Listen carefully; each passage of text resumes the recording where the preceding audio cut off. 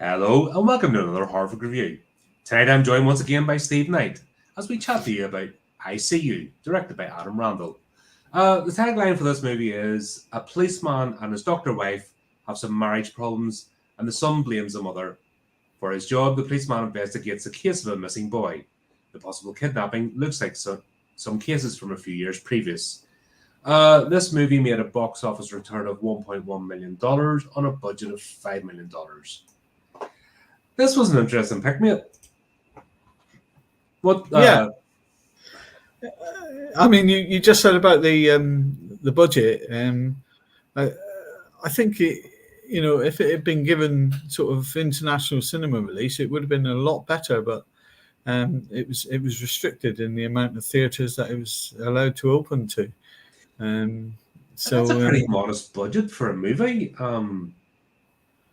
Yeah, I mean, for one that hasn't got all this major CGI in, in fairness, the movie doesn't need it. It's not that big. $5 million is quite a nice amount to make a low budget movie too, isn't it? So yeah. Oh, yeah. Hey Chris. Well, glad you enjoyed our last conversation, so we'll decide to do it again. Always fun. Yeah. But yeah. It should have made its money back, even on if it was like a straight to streaming or straight to DVD. It's weird that it didn't make its money back. Yeah, I mean, even because I watched it on Prime, and even Prime has taken it off now, and it's gone to Pluto TV, and I believe Netflix have got it as well. So yeah, I think I watched it in Prime. I was able to rent it. Must have just happened. I watched this Tuesday. Yeah. I Tuesday because I went to just check up on it today again and couldn't get it on Prime. So, yeah. Thing is, it's not a terrible movie. I know I'm going to pick it apart as usual because that's me. I'm a nerd, and that's what nerds do. There was a few things took me right out of it. That was a problem, but generally it had a good idea, and it had a good cast, save one person who was a bit of a dweeb, and it had all the makings for like a tight thriller with a horror aspect. First of all, the music. They put the really tense, dramatic music in every scene the whole way throughout the movie. Yeah, and when everything's tense and dramatic, nothing is. Yeah, even when they were having breakfast, it was tense. You're like, were the pancakes really that bad? Horror pancakes. That took me out of it because you didn't get the moments of levity, and you weren't because music tells as much of a story as the script and actors do. The music kind of guides you along what they expect. And it was just this overly dramatic, tense music every frame. And you're like, what? Yeah. I mean, I having a son who actually writes music for sort of not well-known productions, but he does them for like the local university, etc. when they do their drama stuff. He did his own music video not so long ago, didn't he? Yeah. That was only a year ago. Yeah, done a music video called "Hero for Hire." Yeah, that was about a year ago, wasn't it? It's not long. Yeah, it wasn't long ago.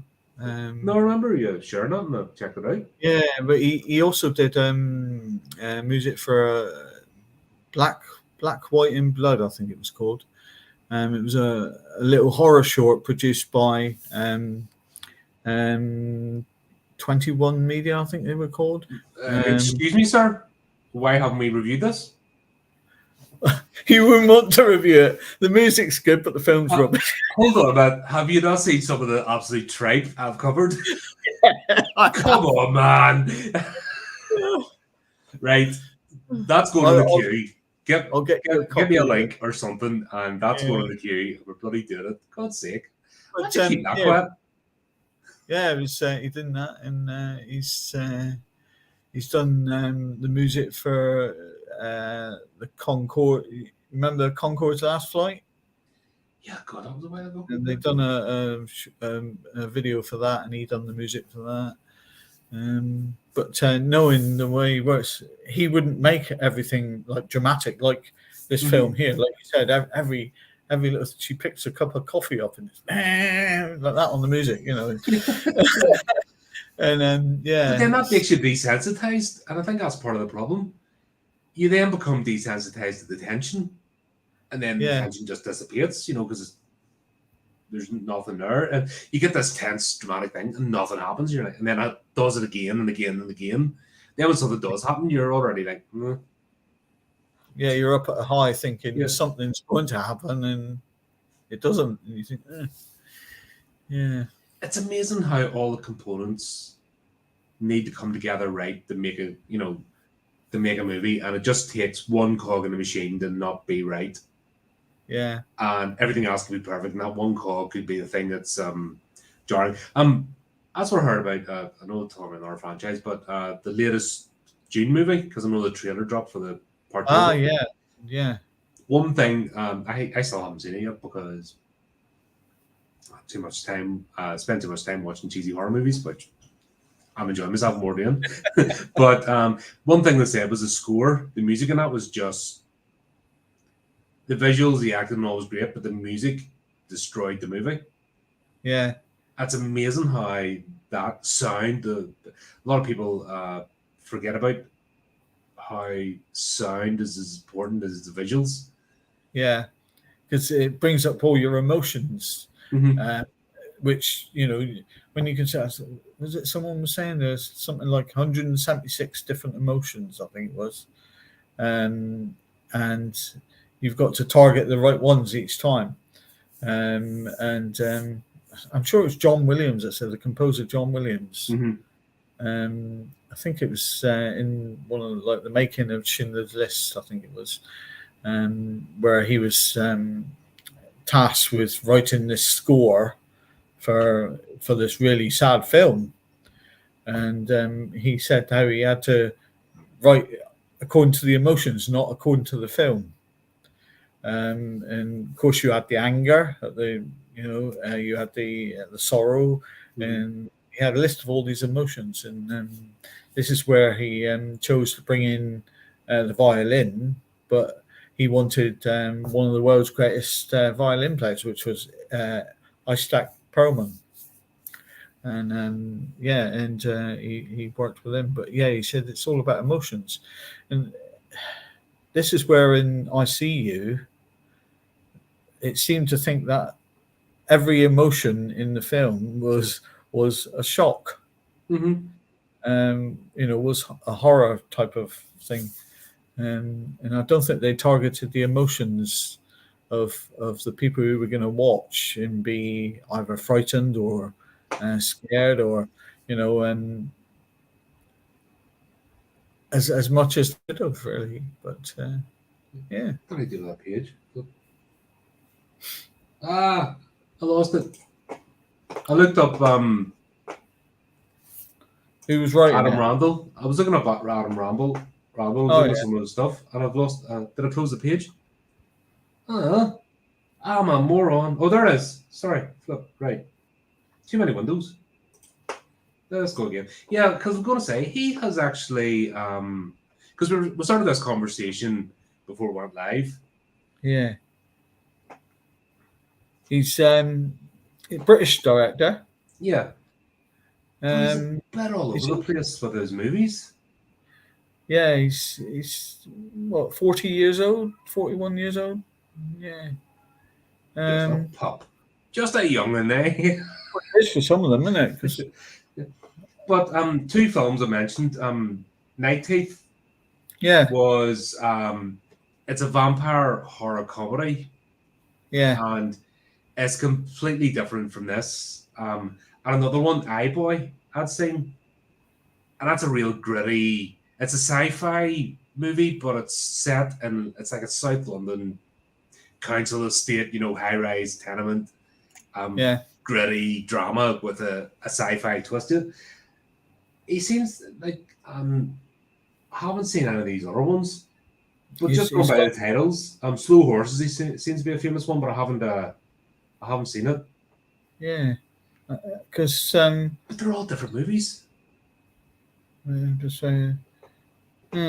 you see, I watch a lot of gang movies as well. Being and he's looks like he's done one called Hooded there. Well, Yeah. I haven't even seen that on my list or anything. But yeah. Yeah, that's like me when that's like me when I go to Greg's. I'm happy when I have my morning sausage rolls, and then I'm not happy when they're gone. Yeah.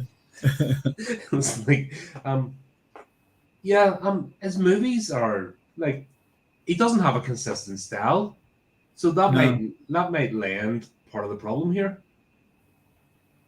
Yeah, because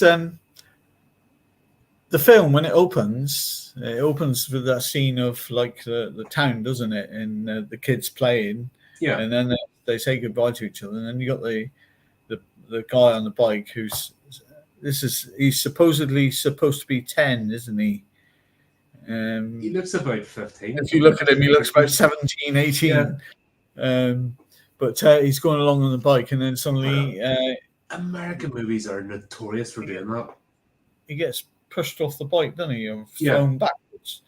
And this is where you begin to wonder just which genre it's heading in, because you think, has he been pushed off the bike by, because you don't see any wire or string or anything across the path.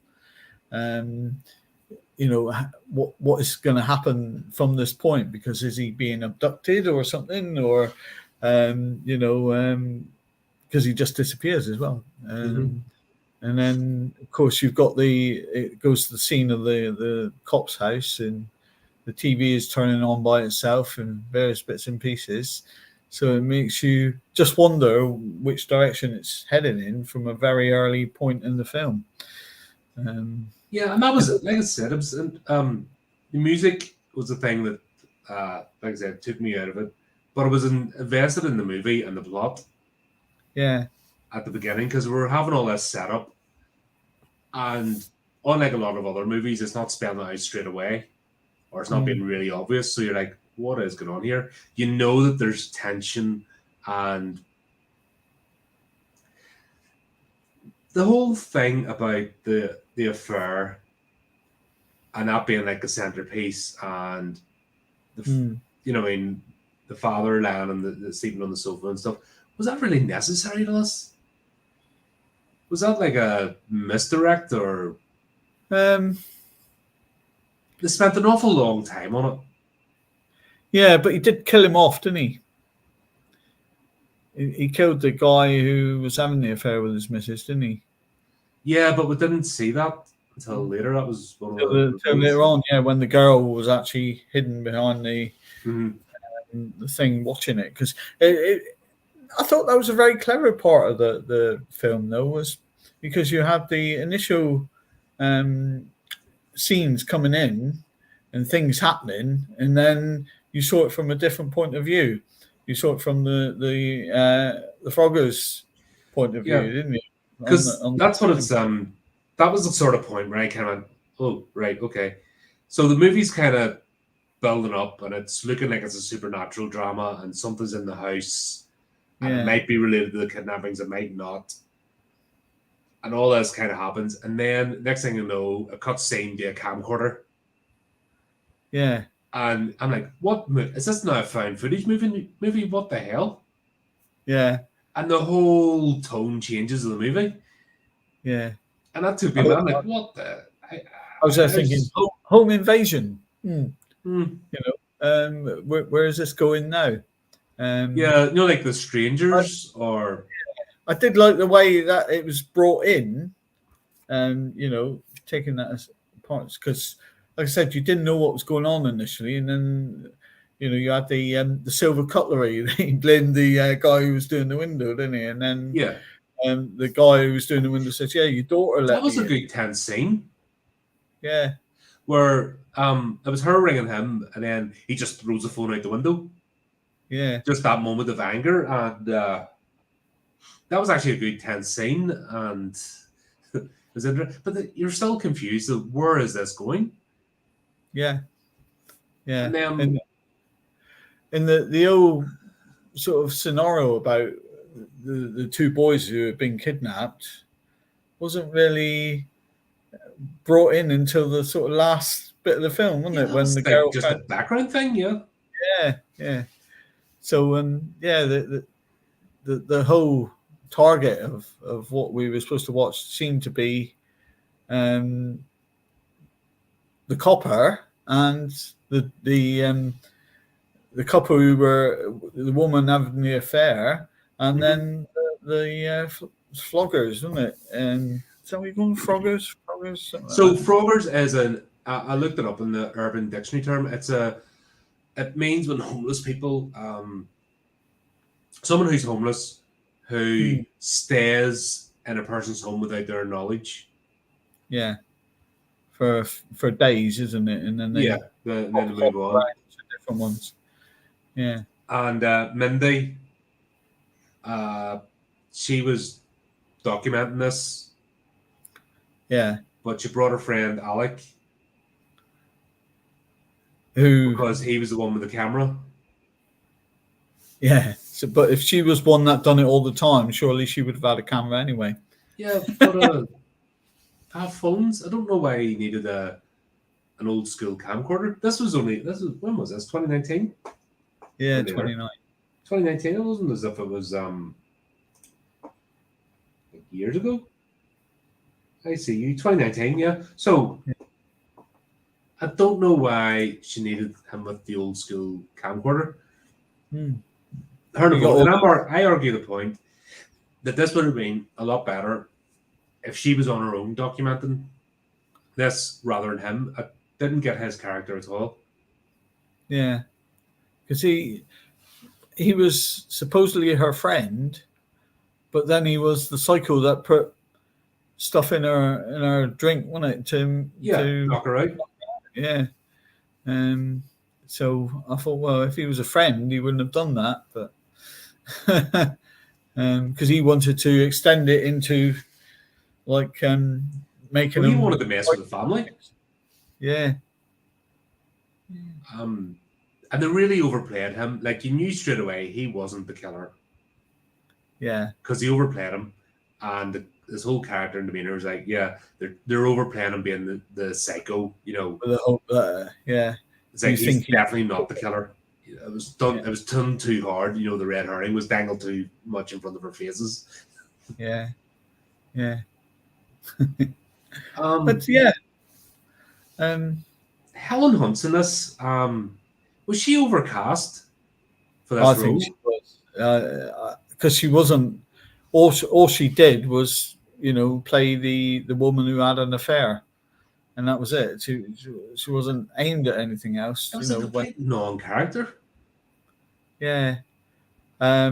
If they had her some point in the film suspecting that it could be her husband, in like a Hitchcock type of style, like Rear Window, where James Stewart thought that his neighbor was, a psychopath, or, you had Fright Night, wasn't it, where he thought the guy was a vampire. Along those lines, where she would think that her husband was responsible for perhaps, the kidnaps in some way, and they could have introduced that.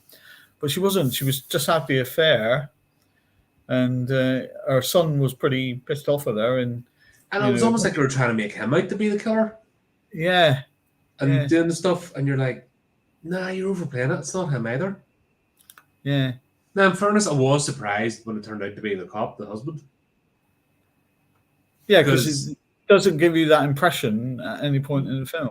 None at all. And the only display of anger he had was when he threw the phone out the window, and even straight afterwards, like, oh shit, I shouldn't have done that, sort of thing. Yeah. And that was it. So it wasn't as if he was given any indication or hiding anything. But there weren't any characters introduced that you could have gone, well, it could be him, it could be him, it could be him. You have a long list. You had a choice, really. It was either one of the two coppers, the son, or the Alec, the psycho frogger, wasn't it? Yeah, and he was too obvious. You know, and there's no way in a million Yeah, years. that was about the only four you could choose, because there were no other characters introduced like that. Yeah, The guy who was killed, who you might have thought it was the boyfriend of Helen Hunt, but he was killed off in the scene, and you think, well, it couldn't have been him then. So you had a very small choice of who it could be, and if you look at it like you're looking at it sensibly, whereas it couldn't have been Alec because he was too obvious, and I would have initially put it that it was the son. Yeah, that's actually getting the pretty angry that his mum had the affair and broke the family up, and that's usually a good sign that right. That's what we're trying to establish. It's all over the place. They set it up initially as we think is a supernatural drama. That's what they were pointing at, and then it turns into a murder mystery. And it just completely flips. It's not even a gradual or a surprise. It becomes a different movie halfway through. Yeah. Like a completely different movie, because when you see it from two perspectives, and I don't. That's why I think it would have been better. Like without the vlogging thing, if they'd left out the vlogging thing, and they just had been two homeless people that do this, and just the conversations between each other while they're trying to be quiet, would have been better. I think the vlogging thing that needed two of them and using the old camera and him being overplayed as the psychopath, that's what really jarred this movie. Yeah. I think it's the extra element that was put in that just shook the whole thing up. Yeah. I think if they removed Alec's character completely, this would have been a much tighter, completely different movie. Yeah. Saying that, I always look for mistakes in movies. I couldn't. No, that's not you at all. Yeah. I couldn't find many at all. The only one I could find, and I'm not sure if it was a mistake or whether, but it looked like it to me, is after they got rid of the body, the Helen Hunt and her husband got rid of the dead body, and they came back in one of the cars, and it was plastered in mud. And then the next scene, when they want to use the car has gone off the driveway, and another one is backed into the garage bit, and they use that one, and the car with the mud on just disappeared, but neither the husband or the wife actually got rid of it off the driveway.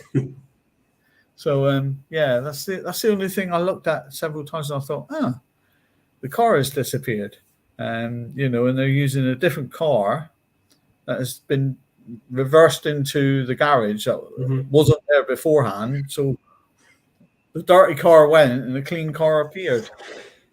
Maybe they're just that rich that when the car gets dirty, they just get a new one immediately. Yeah. Could be. That's about the only mistake.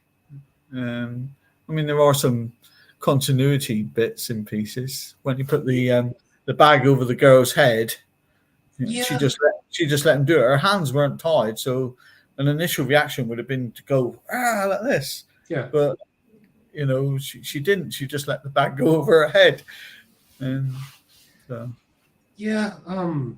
God, that's right. I forgot about that. And then she wasn't. She was still alive. And was like, okay, I don't know. This is another one of these movies. I think less is more. I think they tried to throw too much in it. Yeah. And overcomplicate, which could have been a really good, solid plot, because the ingredients were there. Yeah. There would have been no problem if the girl who was the Frogger perhaps had nowhere to stay, and she thought, the door's open now, I'm going to go in that house.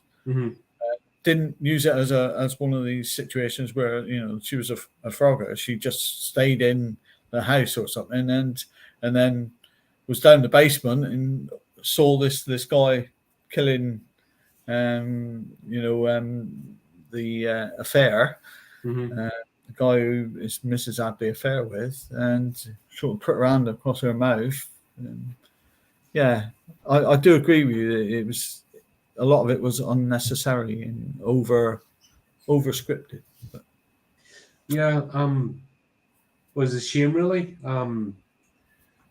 There was enough there. Like I said, the cast members and the stuff they could have done, and they didn't use yeah, it. That's what the right bringing in the extra elements just took me out. And I just found it really like normally I like if something's a bit off the wall or it's coming from a different angle, I like it. But this one was just done in such a jarring way that the whole tone of the movie changed. yeah, And that's where it was a bit, oh, what the hell? What am I watching now? And then it yeah, took a minute towards the end to get back together again. It was like, I think it's the actual vlogging thing, the keeping the video thing. I think if they hadn't have had that, they could have played a bit better. That's the bit I think is just really sticking with me. That I think that also took the attention away from perhaps using Helen Hunt in a more prominent role. absolutely. The good thing would have been to bring her in and for her to suspect her husband of being the kidnapper that he was supposedly investigating, Mm-hmm. And that But could the have been whole kidnapping thing that was almost put to the side until the last act of the movie. to the last minute, and We'd almost even forgotten about it. then the girl found them Mm-hmm. 1 minute and said she was going to get them out, and then next second, bang, she's got this bag over her head and she's been taken back to the house, and the kidnapping thing was forgotten about again, really, until the very end. I likened this, or I think it was attempting to be Silence of the Lambs, Yeah, but it just fell completely off the mark. mm, Because at least in Silence of the Lamb, you had the focus. These girls were going missing. They were turning up dead. You had Clarice trying to, actually, she's trying to solve a case. Lecter was the plot device. yeah, But there was an antagonist. We knew Buffalo Bill was there, and then he got revealed, and it was just where was he? How was he doing it? yeah. That was the race against time before he got the latest girl. Mm. This, I got no sense of that whatsoever. Like, it wasn't as if it was a race against time and I'll be honest with you, I forgot about the second boy. Yeah, I remember the first one. There wasn't an awful lot of urgency from the village, was there, to say, you got to find my son. The woman turned up, didn't she? Nearly got knocked over by the car. Yeah, very politely. Would you mind if you have a minute? Could you find my son who's missing, please? If you're okay, if you've got time, don't worry about it. Super, super polite, distraught mother. Yeah, yeah. My son's been kidnapped. Yeah. Oh, yeah. If I've got a spare 5 minutes to try and don't find. mind, just no trouble. I know you're heading out of your own family right now, but you know what I mean. I don't want to put you in any trouble. But if you could, be greatly appreciated there. Thanks. In that sort of village in America, the whole village would have been out looking, because that's the thing. Didn't do a search thing. They did a thing with volunteers. Yeah, that was a weird one as well. Do you know they found the bike in the river, and they got the whole village out, or they got volunteers out to search for evidence, and said if you find something, who the hell does that? Like you know yourself, you write crime thrillers. Yeah. The first thing I do, it's the police, it's the Socko guys. They line up in their suits. And they comb the area. They don't get a bunch of civilians in to go, by the way, if you could find something and just walk about the place. Yeah. That was weird. It wasn't even a search party. No, there wasn't. Do you know what I mean? If you remember the speech that she was given to the group, it's like, we're looking for evidence. If you don't mind, could you find some? And give us a shout if you do. Yeah, to a bunch of untrained people it was just as they're stomping all over the crime scene. You're like, oh my god. the kidnapping was just like a side story, wasn't it? It was just like, we'll stick that over there a minute, and we'll concentrate more on the affair. But yeah, with the the volunteers and everything looking. I mean, they're usually under the direction of the police anyway, saying where and where they want them to go, etc. Yeah, but not to search for evidence. And they never have volunteers No, to no, search no, for no. crime-related evidence, which is what she was telling them to do. I was Yeah, like, what? you let the police do that. Yeah, because the minute they find out, that's what that's what the scene of crimes come in and fucking do their Yeah. thing, and it's all sealed off. They're And you don't, just there looking for the body if they see something. or if they're and then looking for evidence. they're supposed to go, I found something, Yeah, Yeah. very, very strange. Yeah. But if you look at that, perhaps it was the script writer. He wasn't a well-known script writer, and he was quite inexperienced for I'm trying to think who it was now. I was trying to find out who it was. Rambo? Well, No, casting. Let's have a look, casting crew. I'm trying to find out who the scriptwriter was now. But I read it that he wasn't a well-known scriptwriter. He was quite. his first movie was in 2007. What's the bloody thing now? Yeah, it shows though. It shows his inexperience, but if you're being given a- Devon Gray, he's called. Mhm. I mean, he's only born in 1987 himself.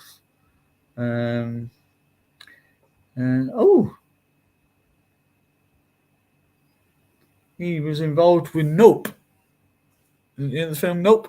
Oh yeah, I never bought. Jordan Peele, he annoyed me. I like Get Out. That was a decent enough movie. I wasn't too fussed in the Candyman remake. Yeah. God, what else did he? But when he started gobbing off, and bringing all the identity politics into things, he just turned me off him. What else did he do before Nope? Oh, the Us. That was a horrible movie. That was terrible. That was god awful. That's what put me off him actually. That movie, I watched that and I'm like, ugh. And God, I can't even remember now what it was about. It just like we stopped that halfway through and thought, I never finished it. I just gave up. Yeah, it was starting to hurt. So and he starts gobbing off on social media and giving these interviews and just being a racist. And I'm like, okay, mate, that's where you want to be. Crack on. This guy's only ever written 4 episodes of The Girlfriend Experience. Never heard of it. For TV. Doesn't sound like my sort of movie. And then I See You was his first film. Uh-huh. That he wrote.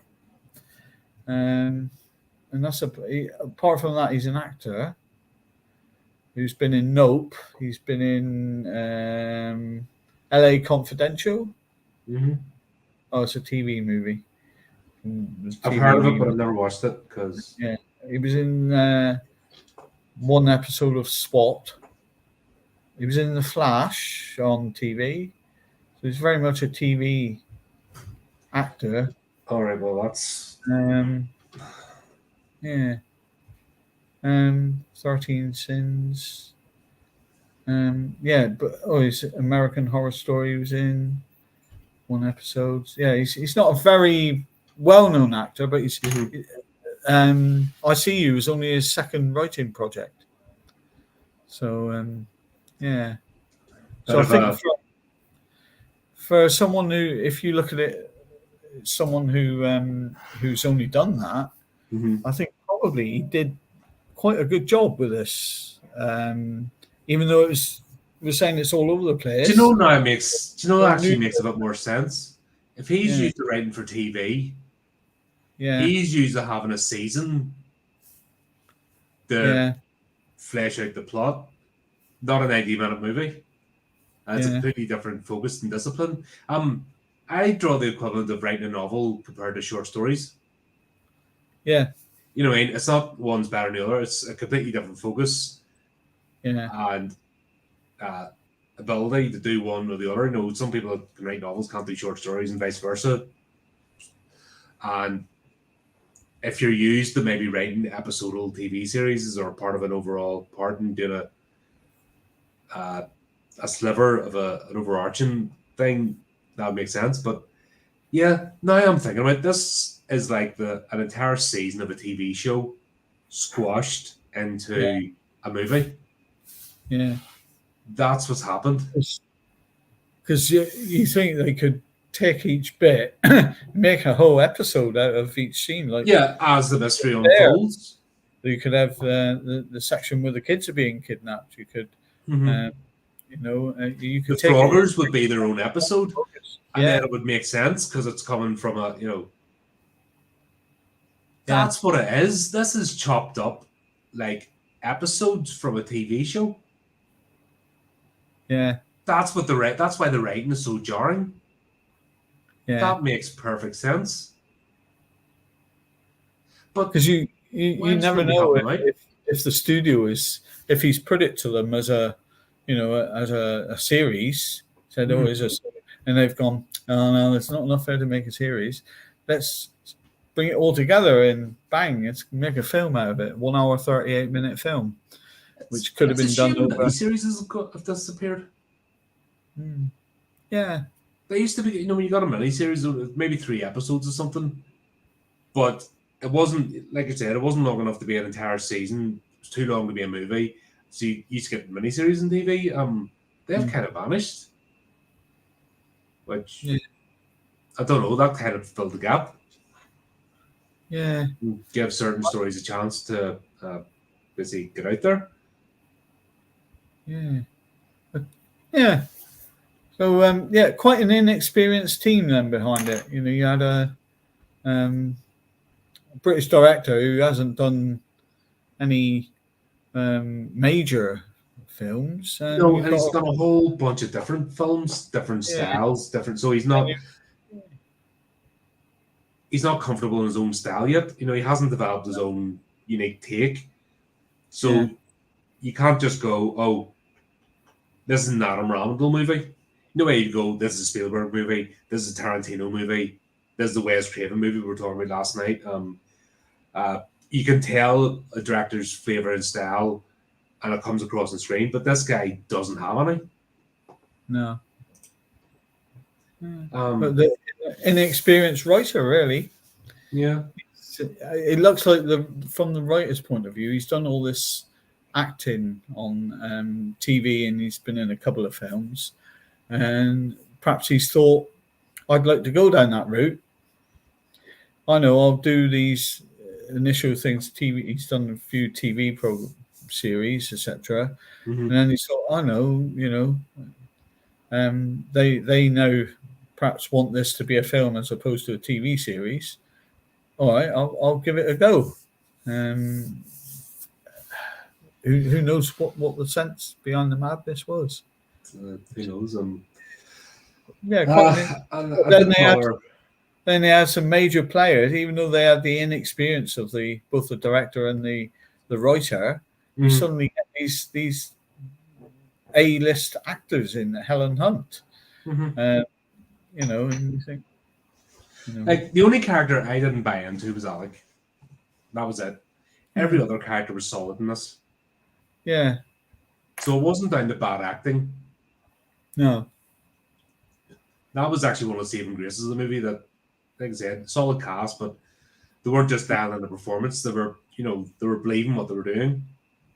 Yeah. And they were giving a performance, which I think that's like, if this had been B-list actors, this would have been an awful movie.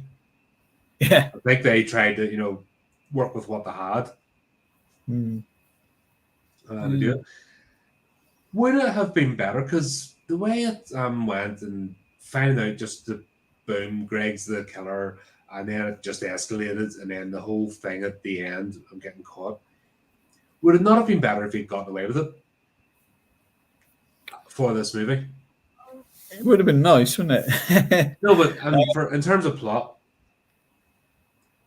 would it have been better if they'd actually gotten away with it, and then maybe Helen Hunt's character found a bit of evidence, and then could have finished off with her looking at him now suspiciously? Yeah. See, if I had written it, I would have kept the his wife's lover alive, taken revenge by putting all because the he could have been the one hiding in the house. Yeah. Or made him the killer, but even though he wasn't. Yeah. Because the husband was a copper, I would have had him setting him up, saying, "Oh, he's my wife's lover. I'll get rid of him this way, rather than kill him." Make him to be the killer, even though the copper was the killer not the killer, the kidnapper. So I think they could have utilized that. Well, the kid's body's never found. I forgot that, but the previous cases. No, they didn't find him, did they? So it sort of stands to reason.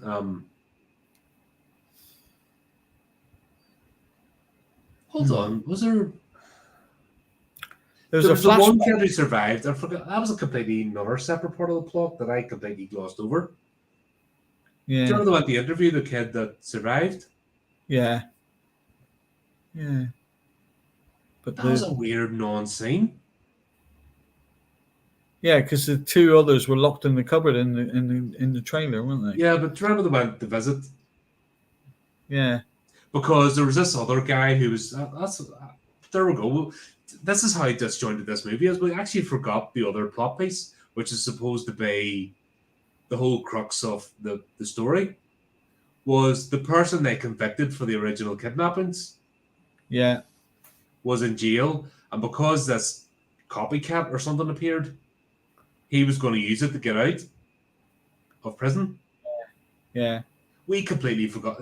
This is how... I think everyone forgot about that because they didn't do anything with it, did they? Yeah, just kind of... But that was the whole initial...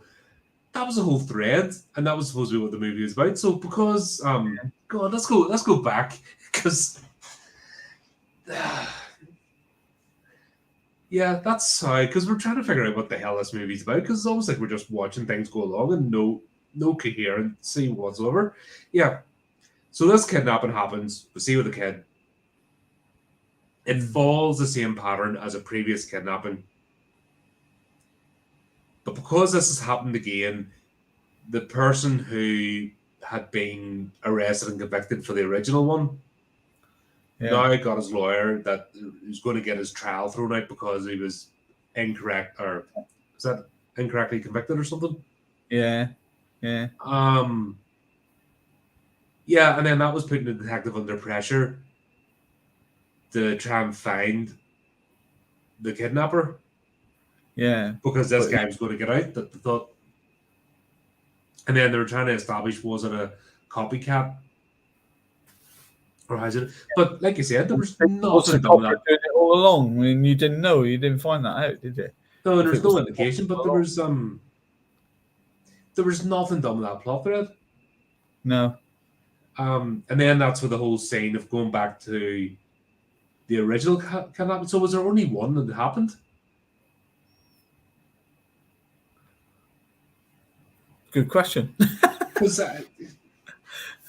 I'll go back to Silence of the Lambs, which I don't know if you can. Is that a fair comparison of what this is trying to do? I don't know, or is there another one you can think of? Because he was making. I think Silence of the Lambs, Buffalo Bill was making. Yeah, but I mean, not exactly. But just the fact that there have been killings. Yeah, there have been killings. And they knew it was the same person. And they're trying to race against the cop before he gets the next one. And this, there was only the one kidnapping before. Would that be right? And the boy survived. There were two boys, weren't there, in the trailer? One was already been kidnapped, and then the next one the boy on the bike got kidnapped. So I genuinely forgot about the second kid until the scene in the caravan. yeah, I don't know why. I think it was the music or something. Just I was too busy going. What? like something like a month before the guy on the bike, but I don't know how you would have kept him in the caravan for a month. Sure, it was a month before, wasn't it? I completely glossed over that, but I was just so jarred. I was actually missing parts of the plot. Yeah, that boy. Movies, I like to follow along. Yeah, and that's what I enjoy, solving the mystery. Sorry, folks, we're scratching our heads here because this is it's a strange one. Yeah, it's a strange one to figure out because it's just so. I keep saying the word disjointed, but it is. It's the only way to describe it. and they describe the Floggers' presence in the house as a malicious presence, and it says it manifests in their home. That's quite a big word, isn't it? Manifest. Manifest, yeah, that's supernatural connotations. Yeah, and they say a malicious presence manifests inside the home. That's the notes on the film. Yeah. Well, it's two youngsters who going in, taking over the house and filming everything they do. So it makes you wonder. Again, you said, is it supernatural? But yeah, it's very hard. It is very hard to get into. Now we're delving deep into it. Yeah, it becomes more than a film that I at the time thought, oh, this is good. But it's amazing, especially in the big screen. You go and watch a movie, and there's a completely. I've asked people about this who have done these reviews with me or do reviews. You watch something with a different lens when you're watching something specifically to talk about it afterwards, and I've found it has made me pay more attention. Yeah, I'm actually a better. Like, there's loads of stuff I've watched over the years and I've completely forgotten. I've just watched The Shiny Lights. And then somebody will talk about it and they'll join, oh, I did watch that movie. And I've completely spaced the fact that I watched it. Yeah. But now that I'm watching movies for the majority with purpose, and the purpose being to talk about the plot points, I'm watching with a different lens. And I think I'm actually getting I'm getting better money's worth. I think because I'm getting a better experience because I'm focusing on it. Yeah. Or, like, when I was growing up, I was in the cinema every week. Yeah, I couldn't tell you half the stuff I watched. When I was in Cardiff, I used to have one of these, see as many films as you like vouchers. You pay monthly for them. Yeah, I used to go and watch films. If I had to pay for them singly, I wouldn't go and see them. But it sort of opened up. I'm talking back in the day when it was £3. That's just. No, man, I'm talking about like teenager. True story. When I was in London and I went to see a film. It was the Star Wars Episode 1. When they done the thing, and it was in Leicester Square. So I speak Misa does a thing. Yeah, I was working in London at the time. So I had the evening free, and I thought I'll go to the cinema. The new Star Wars films in there. So I go to the cinema, and I said, two of my colleagues came with me. So I says, oh, one for Star Wars, please. And she says, oh, 13 quid.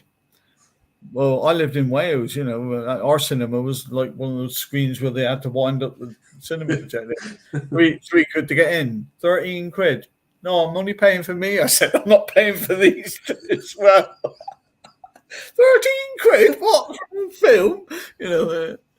God. That was so funny. London is an overpriced hole anyway.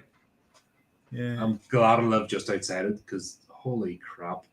It's just inflated overpriced for absolutely no reason. Oh, yeah, I know. Yeah. Ah, dear. Yeah. So, yeah, this is a head scratcher. This definitely is. I didn't hate the movie. That's the thing. I didn't hate it. No. I was more frustrated by it. I think that's the best way I can describe my feelings about this movie. Frustration. Yeah. Again, what you said. I think if someone just picks it up on a Sunday afternoon it was on Prime, and thought, oh, yeah, I'll watch that. And they watch it and they think, oh, that film was all right. Mm-hmm. You know, because they haven't looked into the things that we're looking into, all the side plots and everything, you know. They probably wouldn't have cared that Helen Hunt was in it. You know, she could have been replaced with anybody. I think she didn't do anything. Yeah. Really, they wouldn't have cared about that. The normal person who just watches a Sunday afternoon film just wouldn't have. They would have just thought, kid's been kidnapped. He's being held captive by the copper, whose wife's having an affair, and there's two guys in the house, these floggers who do it for fun, and they're causing havoc in the house by putting the TV on and making the people think they're going mad. And then one of the floggers finds out that the copper is the killer, and tries to rescue the kids, but she gets killed herself. And I think that's the normal person who watches a TV film like that on Prime or whatever. Mm-hmm. That's how they would see it. Yeah, this is a TV film. It's not a cinema film. No, but the people like you and I who break it apart see it in a different light. Yeah, don't we? We look at it and think, yeah, well, Helen Hunt was a waste of space in this film. Yeah, no offense to her, but just she didn't have anything to work with. No. So everything escalates. He, like I said, he brings the girl back to the house, and then he's going like, right, you're a home invader or something. That was actually surprising the way he dispatches her. Just shoots her. Normally, it's the final girl. Normally they don't do that. But why bring her back to the house to do that? If all he was going to do was shoot her, I would have shot her out on the trailer. Yeah, but he was doing it to make it look as if they'd broken in. He was doing it to set it up. It was all set up. Because remember, he took the gun, wiped it, and put it in her hand. Put it in her hand, yeah. And that's what I'm saying. With all that set up, it might have been better actually if he had succeeded, and then left the plot open with Helen Hunt's character finding out. But the final scene, when Alec is on the stretcher and being carted away and staring up the ceiling, they did this whole focus of this flashback. And him and some other kid was supposed to be the one that was kidnapped first. Were standing talking to the cop. Yeah. And then he had that flipping... I've never tried them. Them pretzel, or what are they called? Pezzas or something? With the wee cartoon plastic thing with sweets inside. Oh, yeah. And you flip it up or pop it or something. I don't like fizzy sweets, give me a bar of chocolate and I'm good, but sweets in general, I can't be around with. Even from a kid, I'd never had any interest in those things. But the fact I had that and the camera focus in on it, sticking out of his pocket because it was a frog. Yeah. And because he had a frog mask. But the term Frogger is already established. It's not as if this is something they've made up. No. What were they trying to do with that? Are they trying to say that he escaped his attempt to kidnap him? Or that he was kidnapped previously? Like, does this guy just kidnap and do gnarly things as a kid and just let them go? Or does he just kidnap him for a while, keep him in a cupboard, then, right, okay, that's it, you've done your stint, click. Yeah, with the magic disappearing house. Oh, God, that's right. I forgot about that. Yeah. The kid, the one that was older, who had his face carved, talked about the magic disappearing house. I'm sorry, it's a caravan. It's a caravan. Yeah. What the hell? Even a kid knows that's a car. It's not a magic disappearing house. That's a caravan. What do they call them? They're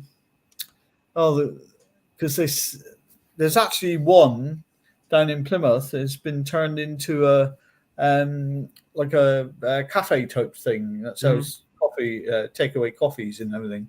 Well, they got a name for that specific. Oh, that type of specific style of one. Yeah. Yeah. It's they are American, aren't they? But it's not a house, is it? They know the difference between a house and the trailer or whatever it is. Yeah, that was always the thing. I had a problem in America when they talk about these trailers, and then it's like it's a caravan, and then a trailer park is a caravan park, but people live in them permanently. It's like, what? There are holiday homes. I had one. Our family had one growing up. We always, in summer house. The idea of actually living in one permanently was just like you weren't allowed to anyway. Those sites have restrictions and seasons. Yeah. So you weren't allowed to stay in the caravan because all the water stuff got turned off to them. Yeah. Off season.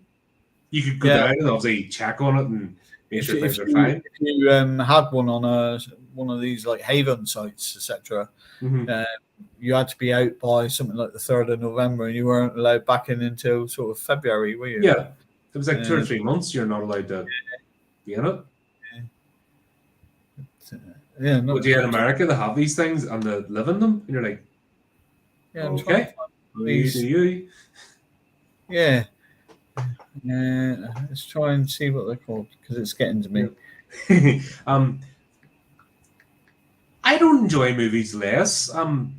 I still enjoy movies. It's just when you're looking at things, and that's nothing to do with age or that. It's just at the moment, in particular, Hollywood is so lazy, and it's so full of nepotism and the grifters have got in. It's nothing to do with like not enjoying movies. It's just they're not making good movies now. And when something appears, it's a surprise. Even a mediocre movie is hailed as a success because everything else is absolutely rubbish. That's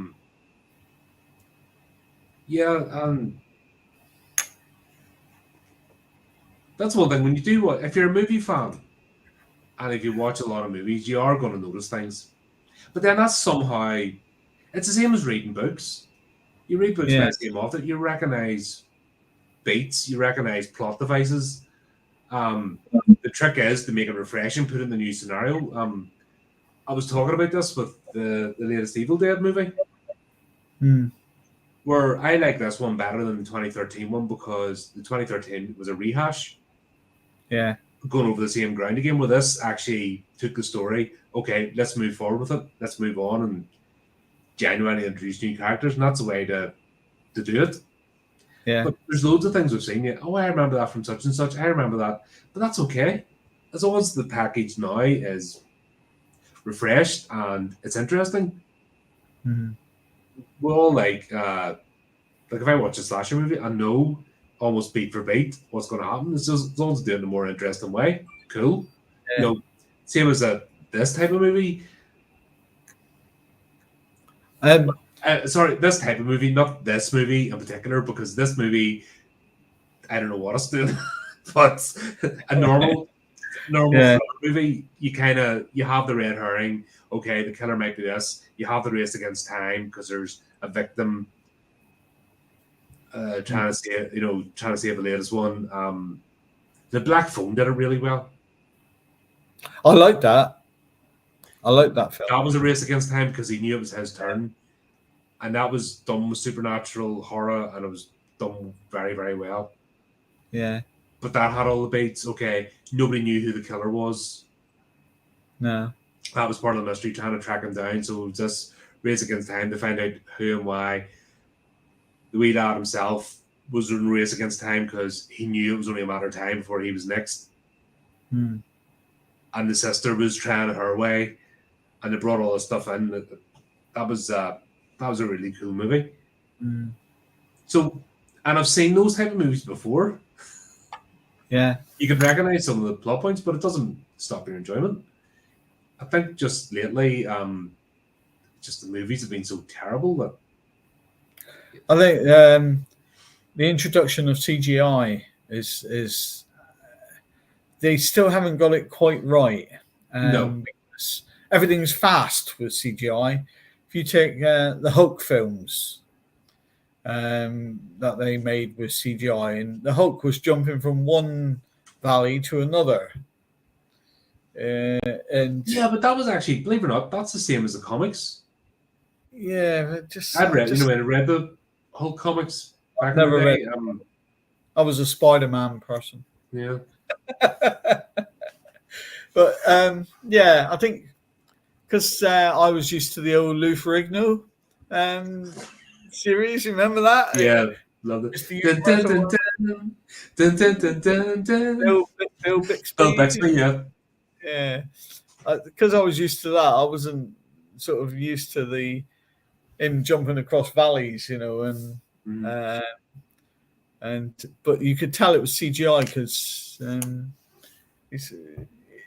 I know there wouldn't have been a real person who could jump across a valley, but it was very cartoony. It was very cartoony, and a lot of the I know the Avengers and stuff like that in the Marvel stuff. You can tell it's just an actor in front of a green screen. Yeah, I gave up on those years ago. I can't watch them.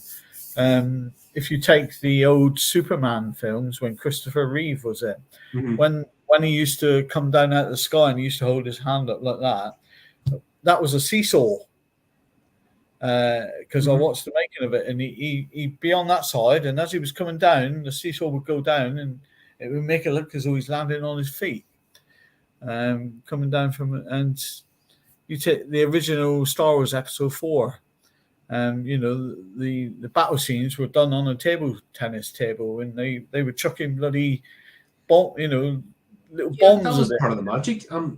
I think horror's the one that's really trying to do it right. The horror franchise is the one that's realized that we can't completely dismiss practical effects because people are just switching off. Like, I'm sure you've heard me. Once I see digital blood, that's it. I'm out, and I'm slagging the movie off. I'm like, how dare you? Horror is the only one that's realized that, we need practical, and the CGI can be an addition or layered over the top. Yeah. I'll use Evil Dead Rise, the latest one that's just come out there. That's a good one. Or flipping Renfield. Yeah. There were some really slocky CGI scenes in it, but it was meant to be for the comedy effect. All right, yeah. But then they put it into actual blood and gore. So there's a mix of the two. And that was great. So horror movies get it. And they're the one. It's horror movies that are trying to address this balance. Other franchises or other genres still are in the dark. They're just like, ooh, shiny lights, and that's why I can't be bothered watching anything. Yeah, I just I don't like CGI, and I know I'm probably going to be told I'm ancient in everything for not liking CGI, but I think if it's done correctly and it looks real, then they could use it in a good way. But it just seems to be this is the one that took me out of CGI movies completely. What was that Arnold Schwarzenegger one with the alligator in it? Okay. Yeah, this CGI alligator, and he shoots it, and it just looked terrible. Was it Schwarzenegger? It was a Schwarzenegger movie. Eraser, was it Eraser? Oh, Razor. Yeah, where he had he had this like sci-fi gun he was shooting, and that looked terrible too. But it's this one particular scene where a crocodile or something's coming at him, and it's so awfully CGI that it was like a cartoon. In fact, you know what did it better? Who Framed Roger Rabbit? Oh yeah. Who Framed Roger Rabbit did better. And it wasn't even I don't think it was even CGI proper then when that came out. But animation and live action together, that did it better than this multi-billion. That was very clever. That and that Roger Rabbit in Space Jam was another one. It was very clever because on Roger Rabbit, it was Bob Hoskins. Bob Hoskins. Yeah, I actually saw when the making of Who Framed Roger Rabbit, and he said it was quite mind bending having to speak to nothing. Mhm. You know, and then putting the cartoon in afterwards, of course. But he was saying it sort of drives you quite mental having to act, speaking to nothing, and you know, there's some bloke in the back shouting the lines out that Roger Rabbit would have said, you know, and yeah, so. But yeah, I think when it comes to things like that, you know, CGI is probably good for things like that. But you expect it to be because it's a cartoon character. Yeah, and it's just better animation. Yeah, But they haven't figured it out. Like I said, horror, I think, genuinely believe is trying to address a balance and find that sweet spot. Yeah. No other genre is. They're just still slocking it out and they're lazy. And if you don't like their movies, they'll call you names. You know, and it's like, go away, you sad person. But with horror movies as well, I don't think you can get away with the fact that real makeup makes the horror film. If you take An American Werewolf in London, yeah, when Rick Baker, the makeup guy, when he was doing the hand, when he was turning into the werewolf in that London place, and he said it took hours to do because he had to build up. It was almost like stop motion. Yeah, he had to build it up each time. So he'd have a hand like that, and he'd have to put his face like that, and he'd have to build up a bit more, and he'd have to put his face like that. And he says it took like hours to make the hand grow. But yeah, when you get things like that, I think if you're aware American Werewolf in Paris, where they introduced CGI, if you remember. Oh yeah, and that was jumping off the Eiffel Tower and things like that. Right? God, that was, and there you go. There's it's not even comparing two different movies. It's comparing a movie and a sequel. Yeah. So the original was done with practical effects. It still holds today, and it's still watchable and enjoyable. Yeah. The sequel, they decided, let's do some CGI so we can have lots of werewolves. And oh god, it just fell flat, didn't it? that and the plot, didn't really help. That American Werewolf in Paris, quite funnily enough, was on the Horror Channel the other day. Yeah. Yeah, the one where you watch 2 minutes and then you get 5 minutes of adverts, and you watch another 2 minutes and get another 5 minutes. And a 2-hour film turns into 5 hours. That one. Oh god. Yeah. I don't know. I don't mind paying for a subscription. Obviously, I'm not one of these people. I don't have like hundreds of subscriptions because what's the point? There's only so many I can watch in a day, and I still have a job, my own stuff to do, and this, so I'm not going to have like loads of subscriptions. But some of them channels, because you're spending so much time watching ads, it's like, nah, I'd sooner just pay for it. I just yeah, I've got a lot of the free ones on there, but I've got Prime mainly because I get a lot of parcels off Amazon, and I've got Disney because wouldn't touch Disney with a 10-foot barge pole. No, the some of the series, because you can split it. My son has a thing with it, and he likes all the bloody junk on there, and I just like the Star Wars stuff. So, yeah, that's the only reason. You can go on Cameron's channel and talk about that stuff. The flipping people fighting each other with torches, going flick. We.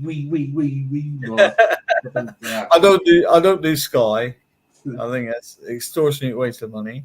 Oh, I don't do Netflix because I don't watch half the stuff. My niece let me use her password, and honestly, I haven't used it.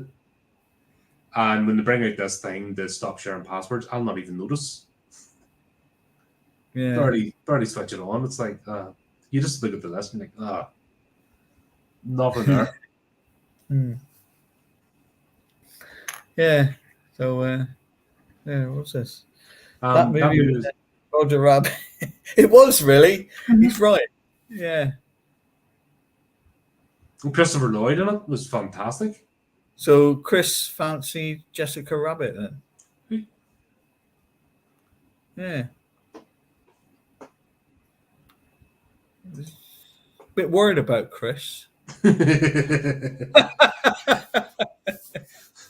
Should be. You're letting too much out, Chris. That's the problem. You're letting all your secrets out. It could be worse though, Chris, because my first crush was the bionic woman, Lindsay Wagner.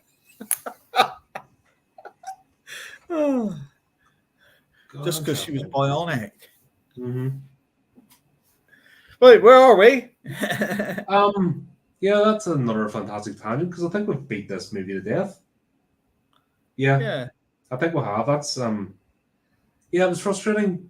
Like just so many elements and it just completely Yeah. I don't know what to think. I definitely didn't feel satisfied finishing off this. No, I think as a writer myself, I would have altered the plot somewhat. Mm-hmm. And but I mean, like we said, this guy is inexperienced. Really, I think he'd done quite a good job for being an inexperienced screenplay, writer. Director hasn't done an awful lot. I think he'd done probably quite a good job because it's not only the directors; it's got to be the producers that if there's issues, isn't there? Producers supposed to notice things that. Yeah, it's a team effort at the end of the day. It's no point just blaming one person. It's a team effort. That's the whole idea. If somebody is missing a point, you can't see the wood for the trees if you're making something. That's why you have put it in the terms of writing. That's why you have editors. That's why you have proofreaders, better readers. That's why you have that support because something you might have missed because you're too in the zone.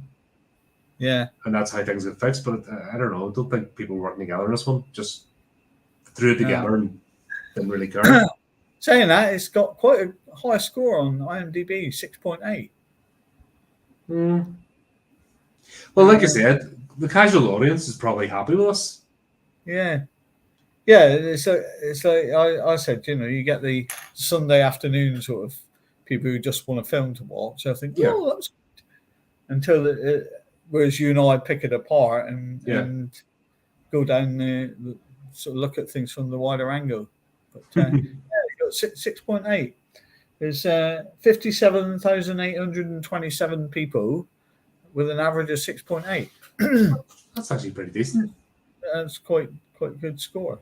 But, modest budget. Hopefully, it's made his money back now. I don't think this was a box office movie. No, I think this was a TV movie. Do you remember any old days of cinema? If you're that old, you used to get two films. Did you double features? No, just 2 films a day. If you went to watch, say, James Bond, you get another film first, and it could be a total B movie. Oh God, that's right. Back in the days, because I when I went to the cinema, I still had intermissions. Yeah, because that's what you used to get a break in between. You used to do it in Butlins. Remember that? Back when I was a young'un. Yeah. You used to do it in Butlins, the cinema they had there. You'd go and watch, and you'd get your intro movie, and then the intermission, main feature, and then intermission in between. You'd be in the cinema all afternoon or all evening watching two films. And then, of course, they brought in the multiplexes, etc., and the second film sort of went out the door. But this is the sort of movie that would accompany a blockbuster if they still had the two films in cinemas, the sort of B movie type of thing. Yeah. Oh well, it was an interesting one to talk about anyway. Yeah, definitely. I said talk about it because I thought as well, is it a horror film? Because we thought supernatural. Mm-hmm. Then the kid was getting abducted, which would have put it on the edge of being horror, and the sort of TV and everything switching itself in. And like I said, I thought it was edging on the home invasion type of movie, which could be classed as really horror, couldn't it? Mm-hmm. but it didn't go down that avenue. So definitely thriller, wide genre, doesn't it? Definitely mystery. Yeah, I think that's a bit of false advertising. I think. Yeah. Yeah, because there's no horror, no real horror in it. The music was horrible. Yeah. The horror was having to listen to the music the whole way through. This is tension. Yeah. And the title as well, I See You. Mm-hmm. That would say to me, I was thinking Stalker. Voyeur. Yeah, Stalker. Yeah. Because my latest book that's coming out is called Stalker. And I tell you what, it's just writing it I'm writing it as though I'm the stalker, so I can get into the character a lot more. And some of the things I would do. Oh, bloody hell, I scared myself. I would say I'd be a terrible stalker because I have just no interest in anyone outside of my friends and family circle. I don't care. Honestly, I'd forget. Oh, right. Was I meant to be stalking you right now? Deepest apologies. We'll do it next week. I'm busy. Yeah. Can I make an appointment? Yeah. Can I obsess over you next week? Because I want to watch a few movies here and chat about them. Yeah. I wouldn't make a good one at all. Maybe we'll feature a chapter in the show if you're up for it. Sorry? Maybe we'll feature a chapter on the show and do one of the horrific tales. Yeah, great. Yeah. It's in its early stages. Yeah. I've attempted 3 times now to write it in how I want to write it. I've tried firstly telling it from the stalker's point of view, and I thought, no, I can't do this. And then I put it from the police officer's point of view. I looked at it from. Have you seen 1 hour photo with Robin Williams? Oh God, that is a masterpiece. And you know how he sits in the police interview room to start with, and he tells it from how he sees it, doesn't he? This family who should be a family is being split up here, and he actually narrates it. And I tried putting this from the stalker's point of view like that, and I thought, I'm finding this so difficult to write. So I've gone back to the normal way of storytelling. Third person, sort of. Yeah. Third person, yeah. But yeah, it's been one of the most difficult ones I've tried to write. I've got all background information about from mates who are police officers about stalking units that have been set up recently. And the stalking protection orders and all things this and just how serious they're taking it now. That would be horrendous to have someone just interfering in your life for no reason. Yeah. Like, I don't get it. I don't get the mentality. Like I said, I just don't care. It's the same as those people that try to control everybody. It's like, it'd be like me being obsessed with somebody 3 doors up and across the street, what they're up to. Are they doing the right things? I don't care. I just don't get how you could be obsessed about somebody. Yeah. I mean, you would think it would be a celebrity thing, if anything. You knew that they'd be obsessed with and some are. Some do follow these. But there's a lot of normal people that follow normal people and and really get into their lives. Yeah. Maybe I think we'll look for a stalker movie. That might be you want to look at.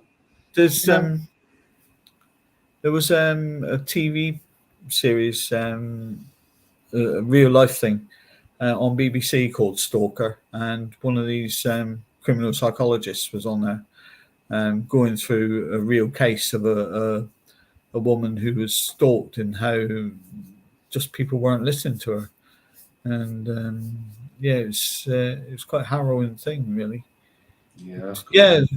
Stalkers is coming about now. He's there's a backstory to it, which sort of starts it off. There's always a backstory and then why he's doing it. But there's also these little sidelines as well. You know, he's stalking this girl, but her friends are disappearing as well. But he's nothing to do with it.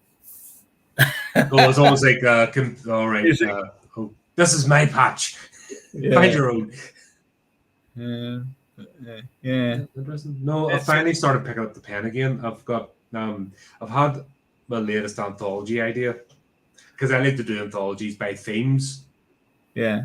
Like Tales of Horror Madness was all circus based. It's all the carnival, the sideshow.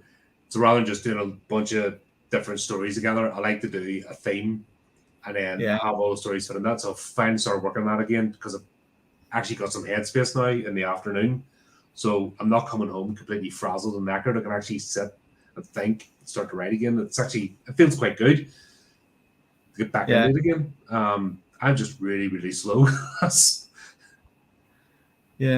think if you leave it as well, because I published my last one on 1st of December. Mm-hmm.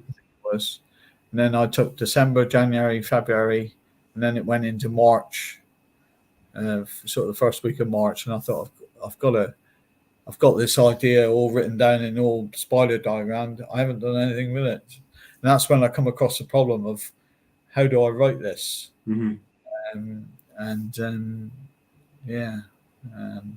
So it's heading in the right direction now. Chapter 4 at the moment. Cool. Obviously, don't forget, folks, links in the description.